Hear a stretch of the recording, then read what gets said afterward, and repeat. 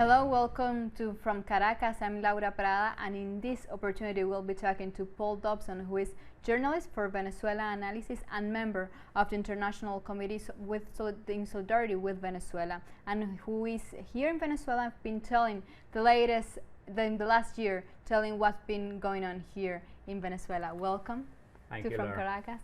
I want to ask you, why is your interest in Venezuela? Why telling the world what is going on here from Venezuela? Well, in Venezuela over the last 20 years, we've seen some fascinating examples of efforts to build a new social model of challenging imperialist domination and capitalist rule. These models have sometimes had some success and at other times have failed, but as a political dynamic, there is a great many of lessons to be learned from Venezuela for left movements across the world. What have you seen here? Why it has become such an interesting reality to tell to the world? Well, currently in Venezuela, the eyes of the world are on this country, given the political developments over the last few months. We've seen once again in Venezuela, Donald Trump, the US president, look to impose a de facto regime, basically stamping over the democratic rights and the right to self-determination and sovereignty of the Venezuelan people. Now these developments, if the world allows them to happen, will set a very dangerous precedent, not just for the rest of Latin America, but for any peoples across the world who dare to stand up to US imperialism. Taking into consideration all this you've been telling me about the recent month, but last year took place the presidential elections that the opposition was also invited to participate, and some members of the opposition also presented candidates. Why is called so much attention the Venezuelan electoral system, and why that opposition didn't present all its candidates to these elections, and now they are calling those elections the May 20th elections that there were not real? Well, firstly, Laura, I think it's important to highlight that the May 20 presidential elections were classed as free, fair and transparent by all the independent electoral observers who were here on the ground at the time. These electoral observers included representatives from the United States, from Canada, from a number of countries who are today saying that this process was not free and fair, from many Western European countries, African countries, from all parts of the world. The electoral process took place with 4 candidates, 2 representing left-wing positions and 2 representing right-wing positions, obviously providing Venezuelans with a range of political options to vote for. Whilst there was a boycott by a certain sector of the opposition parties, it's important to highlight that there were a number of opposition parties who did participate in the elections, providing options to the electorate. No?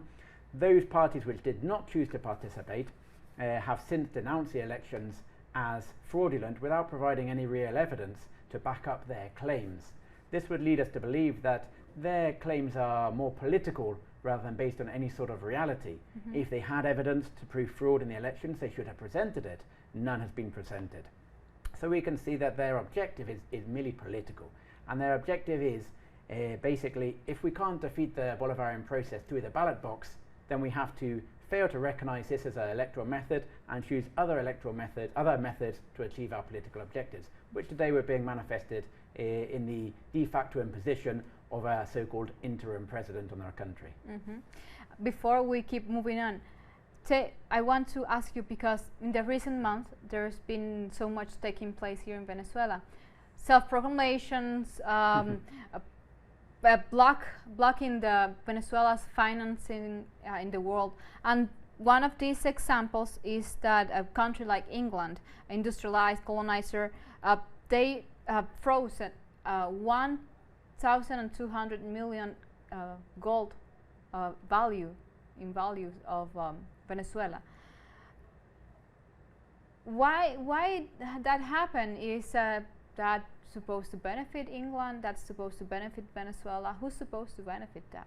Well, this forms part of an international campaign which has been led by the White House, by the US government, and obviously, as we've historically seen, London has followed suit readily, to seize Venezuelan state assets no? Under the pretext that they are so apparently protecting the Venezuelan people from corruption. These assets are in part planned to be given over to a new government formed by the unelected Juan Guaido, who has declared himself president of the country. This is, in my opinion, daylight robbery. These are assets which belong to the Venezuelan state and to the Venezuelan people. They were being held, in this case, in the Bank of England. Venezuelan government made a deposit into the Bank of England and is now unable to withdraw its deposit, obviously creating a great deal of frustration, in the same way that if any one of your viewers went to withdraw their money from their bank account and weren't able to, it would be increasingly frustrating. I find it very ironic, given that these are the very same governments who were distraught to hear how the previous government of Hugo Chavez expropriated private industry and placed it in the hands of the people, the Venezuelan people. Essentially, what the Bank of England and the American government doing right now is exactly the same. They are expropriating Venezuelan resources and placing them in the hands of a minority of right-wing leaders. Not in the hands of the people. Not in the hands of the people. Exactly. Why does the European Union react in that way? Because we've seen some governments that have recognized that self-proclaimed president, but on the other hand, we've seen in these past few weeks governments like France requesting the Bolivarian government help to get water after the electric sabotage that suffered Venezuela. Why the European Union reacts in that way? Why immobilizing Venezuela's assets, and on the other hand also requesting them help? I think to some extent the European Union has a level of confusion in its policy towards Venezuela. This is a new situation for them, and there's a certain anarchy reigning in a collective policy coming from Europe. This opinion is backed up by, for example, the recent statement made by Spain's foreign minister, who explained that they don't really know what to do. They currently have an official ambassador for Venezuela and a so-called non-elected representative of Juan Guaido competing to be the diplomatic representation in their country. And they're not really sure on how to proceed. On the one hand, they have Washington pressuring very heavily for them to follow suit and apply harsher sanctions. But on the other hand, Europe has traditionally taken a more moderated approach. And we've seen through the positions taken by the EU contact group towards Venezuela that they are in fact pushing for a democratic solution to this situation. But we've seen as a bloc, the European Union is unable to take a position. We've seen some more right-wing governments, such as Germany and Spain, clearly support Juan Guaido and his crusade to form a de facto government. Yet we've seen a series of other European governments, Italy, Greece, the Vatican and others, block any sort of unified position. Finally, I think it's important to point out that the grandiose claims from the self-declared interim president of Venezuela that the world supports him, claims which are repeated time and time again by Washington, really have to be studied and looked at in detail.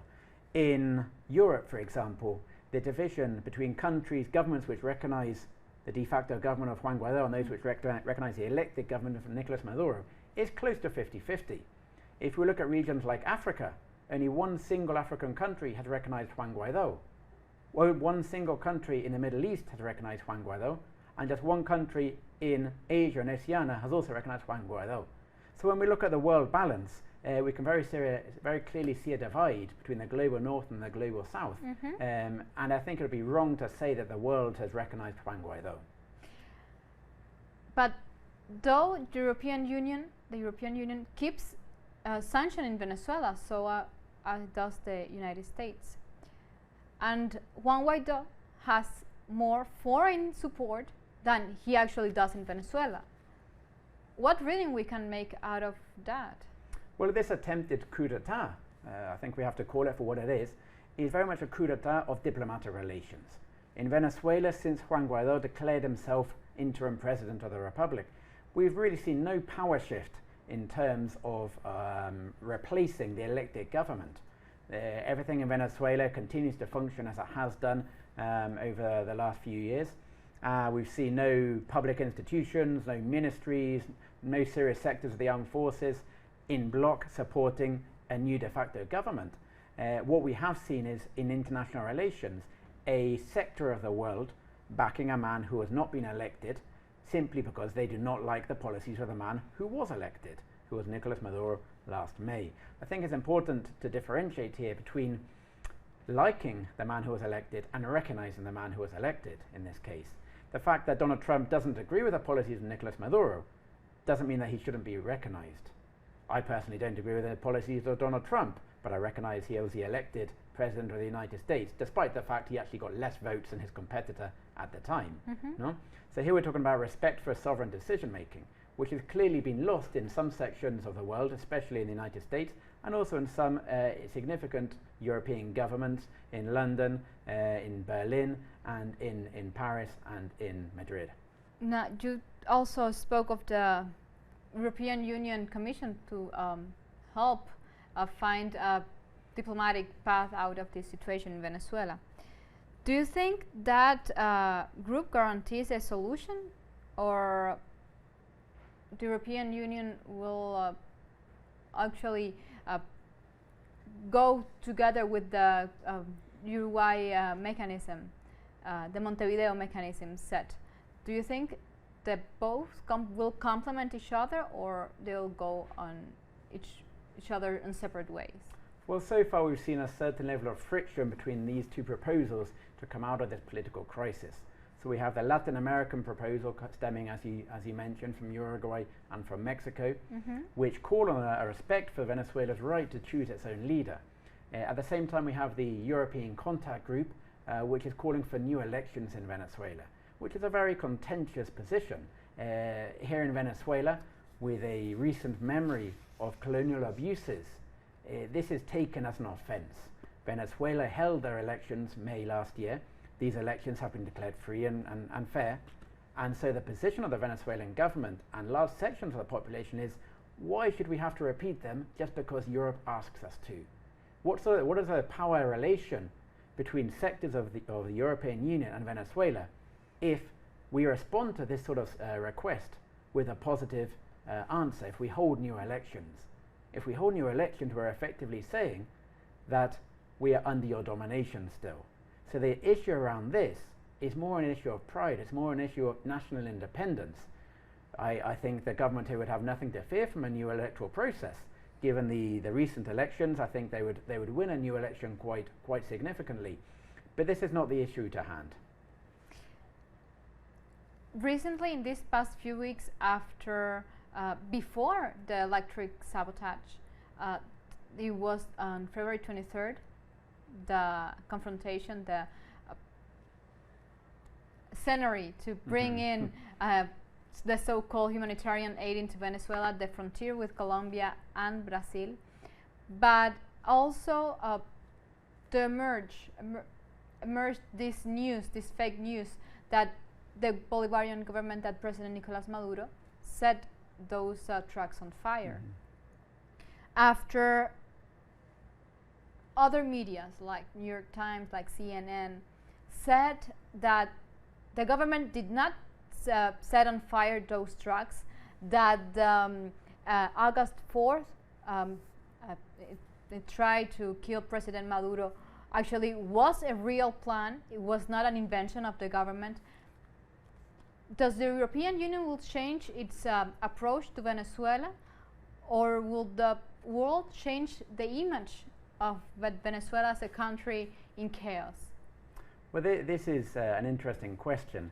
For a government or a bloc of governments, in this case the European Union, to change its position, there generally has to be an accumulation of forces. This isn't done from one day to the next, no? And how do you achieve this accumulation of forces? The media is a very important element in building this momentum, which will eventually lead in a change in a public position. And this is one of the first times in recent history where we've seen significant corporate media actually switch its position in a series of months with regards to these events. We've seen recent articles, especially in the New York Times, but also in Forbes and the Washington Post, even in the BBC and CNN, which have, to some extent, taken a step back from their initial support towards the self-proclaimed interim president. The issue of the trucks is another issue where we're seeing a shift in the editorial line of the corporate mainstream media. And this, I think, is very interesting because it's showing that the international community is firstly becoming tired and restless with a lack of success of Juan Guaido in achieving his political objectives, which he so blatantly promised to the world, that the armed forces in Venezuela was on the point of military rebellion, which is proven to be false, that civil unions in Venezuela were ready to stand beside him, which is quite clearly proven to be false also. So I would imagine within elements of the White House and other European governments as well, we'll see a certain level of discontent with the line that Juan Guaido initially fed to them. And this has been reflected to some extent in these corporate mainstream media outlets. No? Now, we would hope to see that the European Union rectifies its position and respects the Venezuelan democratic system. They have been invited to observe the Venezuelan elections time and time again, and they have refused to do so, essentially hanging the victim before the trial. Why refusing that invitation? That's a question for them, I think. But I think, from your perspective, I think that they wish to make their conclusion first, and then find the evidence later. Okay, it would have been very difficult for them, and I think they know this, to have come to Venezuela on May 20th, to have sent an electoral observer team, and then to have declared the elections to be fraudulent. Because if they had been here on the ground, like the other 200 to 300 electoral observers were, their only logical conclusion would have been that it would have been a free and fair election, which obviously doesn't tie in to their long-term political goals. As such, they couldn't send a team. No? But they were invited. They were invited by the electoral agency here in Venezuela, as was the United Nations. So I think the goal of all of these measures being taken by the European Union is clearly political. And the political objective is to replace the patriotic government of Nicolas Maduro, who has challenged their economic interests in the region, especially in Guyana, especially in the Caribbean. No? And this is something which has really hurt the Spanish government, the English government, and a series of other European governments who are used to controlling the world, maybe not directly, but indirectly in the same way they used to do in colonialism. That was what I was going to ask you right now. Is that colonialist interest, that colonialist persistence to control everything that happens in Latin America, or, as you were saying before, in that global south that has been approaching them in the past years, that's been recovering and making themselves self-sustainable? Is that way of acting as submitting those peoples to their power, the strategy the US, the European Union is trying to use? I think this is definitely an element. Obviously, direct political control of other countries in terms of colonialism has not entirely, but mostly ended now across the world. There are some notable examples still left, especially close to Venezuela. But colonialism has continued in a new form. We can still see how, for example, German banks, London bond companies, other financial institutions from Spain, France, and other, especially the United States, control the world and have a power dynamic whereby they are on a higher level than the countries they are controlling. No? This is a new form of colonialism. No? It's a new form of one country controlling the other. We can see, for example, in the case of the Venezuelan banking system, it is hugely reliant on the financial infrastructure which is across the world, which is, as everyone knows, dominated by Washington and by London. Therefore, how far has Venezuela been able to progress in achieving its independence? Only as far as they've been allowed to do, given these sorts of relations. And this is something which is really hitting home now with the sanctions which are being applied. The US and British governments particularly are using all of the tools at their disposal to achieve their political objectives in Venezuela, and this is a form of colonial domination, now achieved not through necessarily armed forces and colonial occupation yet, but through financial control, through credit lines, through bond management, through investment plans, but is still nonetheless a similar control to that exerted historically in the region. So it's like a colonialism of assets, of Exactly. wellness of those countries. Interesting. Then, which is the work of the solidarity movements around the world in this moment, in these few months? What's been their voice, their work, what they've done to denounce this invasion, this pressure that's taking place in Venezuela? It's important to remember that it's one thing the policy and the foreign policy especially, or for example the US government, and it's something else entirely what the US people think. The same can be said about the British foreign policy, the Spanish, the Italian, the French, the German, and so on. We've seen a whole range of activities being held over the last 2 months in solidarity, not with Nicolas Maduro, not even with the Bolivarian process, but with the Venezuelan people, demanding that their governments in their respective countries recognize and respect Venezuela's right to be free and independent. For example, there have been large protests held in London and in other parts of Britain against the daylight robbery of Venezuelans' oil by the Bank of England. We're seeing numerous protests held in the United States. There is a large protest being organized for the 30th of March outside the White House, when the NATO High Command will actually be there as well. We're seeing protests held in France by the Yellow Vest movements, in Greece, in Italy, in Spain, where the people are standing up and saying the decisions of our president or the decisions of our prime minister don't reflect what we think. We don't agree with these decisions. And this really centers around the fact that this is not a referendum on the policies of Nicolas Maduro. No? As I said, this is about Venezuela's right to be free, which goes well beyond party political divisions and goes well beyond any sort of evaluation of the mandate of Nicolas Maduro. But isn't it also a decision of the people who support him and who decided to... Exactly. It's only the Venezuelan people who can choose their political path. If the Venezuelan people, as a majority, had decided to choose a different political path, they would have voted more so in the last elections. A large section of the Venezuelan population decided not to participate in the electoral process last May. That is their right, and we have to recognize that. However, if they had wanted to change the political direction of this country, they had the right to vote and they could have voted, and there may well have been a change in government. This didn't happen. The majority of the Venezuelan people who decide to participate in the political process of the country have chosen that the Bolivarian road is the road that they want to continue leading.